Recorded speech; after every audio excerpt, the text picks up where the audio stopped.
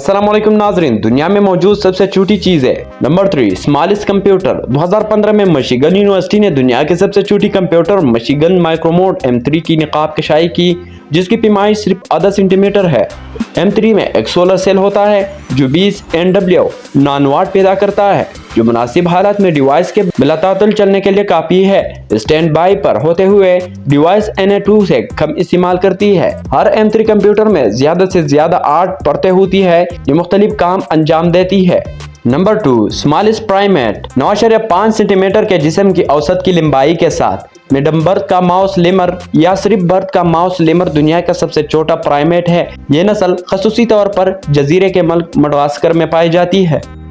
Smallest radio. 2007 में university of California Berkeley की मुहक्किकीन की एक टीम ने कार्बन नानोट्यूब से एक किस्म का रेडियो रिसीवर डिजाइन किया, जिसकी लंबाई सिर्फ 100 माइक्रोमीटर और कतर में 10 माइक्रोमीटर थी।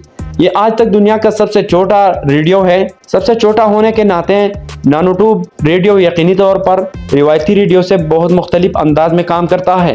नाज़रीन, ये थी आज की वीडियो। इस तरह मजीद वीडियो के लिए हमारे चैनल को जरूर सब्सक्राइब कीजिए और साथ में बेल आइकन का ऑप्शन जरूर दबाएं। बहुत बहुत शुक्रिया।